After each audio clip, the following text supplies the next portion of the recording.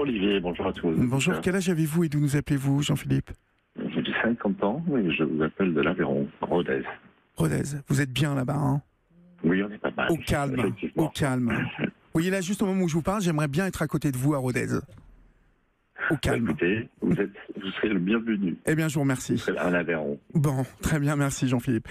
Vous êtes tétraplégique et vous avez créé une plateforme de financement participatif entièrement dédiée aux projets professionnels portés par des personnes handicapées. Les handi-entrepreneurs, vous sentiez qu'il y avait un manque, un besoin? Tout à fait, je sentais qu'il y avait un manque parce que je suis moi-même omnipreneur. J'étais entrepreneur avant mon accident que j'ai eu en 2006. Et de 2006 à 2015, date à laquelle j'ai vendu des entreprises, je me suis confronté principalement au manque de financement de nos entreprises. Et au niveau des banques, notamment au niveau des emprunts, c'est ce que je dis toujours, c'est une discrimination qui ne dit pas son nom, puisqu'il y a une convention qui s'appelle ARAS qui permet aux personnes invalides, aux personnes malades, personnes handicapées d'emprunter, mais à des taux d'assurance et des surprimes d'assurance qui sont invraisemblables. C'est sur justement, c'est confronté à toutes ces difficultés que vous avez eu cette impulsion de créer les handipreneurs? Tout à fait, ça, et puis le regard des gens aussi, je dirais, puisque quand on vous connaît en tant que chef d'entreprise, on vous regarde normalement, et puis vous avez votre accident, comme moi, et ben après vous revenez aux manettes de vos entreprises, et puis on vous regarde un peu différemment, comme si vous étiez à moindrie intellectuellement.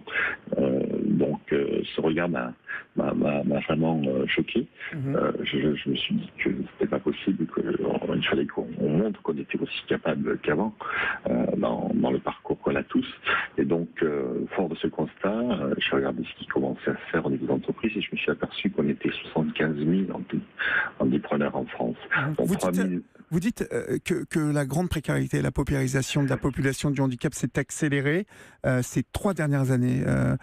Pourquoi, selon vous, et par quoi cela se traduit-il à vos yeux? Alors déjà, tout l'ensemble de la population se paupérise en ce moment. C'est vrai qu'on a atteint une machine de chemin. Voilà, mais il y a au jour d'aujourd'hui, si on prend les restes à charge des handicapés, notamment à 200, 300 € près, on s'aperçoit qu'il y a quasiment 1 million de personnes handicapées qui sont sous le seuil de pauvreté.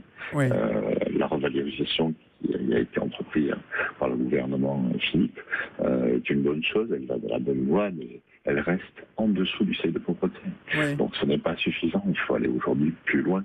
Il faut véritablement qu'on soit vraiment pris en considération et qu'on sache que les choses sont difficiles comme pour tout le monde, mais beaucoup plus difficiles pour nous.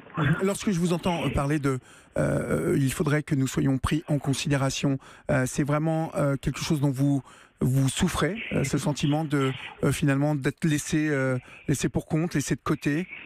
Oui, c'est quelque chose dont on souffre tous. Je veux dire, on est là, dans notre coin, à attendre que les choses arrivent et qu'elles soient véritablement prises en compte. Mais ce n'est pas le cas. Je veux dire, tout le monde connaît les chiffres aujourd'hui. Mais voilà, on met un voile sur ses yeux parce que tous ces chiffres sont connus. Le fait que nous soyons des millions aux 600 emplois, que notre taux de chômage progresse 2 fois plus vite que les personnes valides. Tous ces chiffres sont connus au jour d'aujourd'hui et tout le monde continue à fermer les yeux. Voilà, j'accuse personne, mais c'est l'ensemble de la société qui continue à fermer les yeux sur ces chiffres-là. Et ça, je trouve ça inacceptable.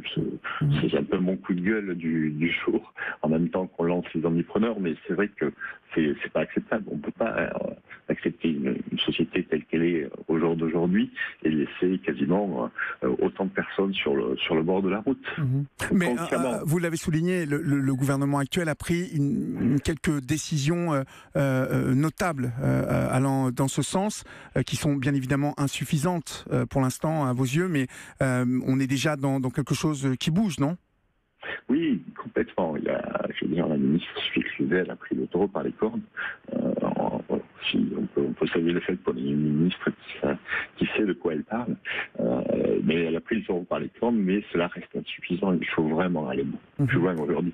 Si vous voulez, quand vous réalignez la question du handicapé, quand on décide de la réévaluer, je veux dire, comment la réévaluer sans la mener à minima au seuil de pauvreté, qui est de 1026 € au jour d'aujourd'hui. Ouais, et il est vrai que en fait, on sait que déjà avec 1026 €, il est difficile de s'en sortir, mais que bon nombre d'handicapés, de personnes handicapées, touchent beaucoup moins que ce seuil, enfin en tout cas que cette somme-là. Merci Jean-Philippe pour votre appel et votre témoignage.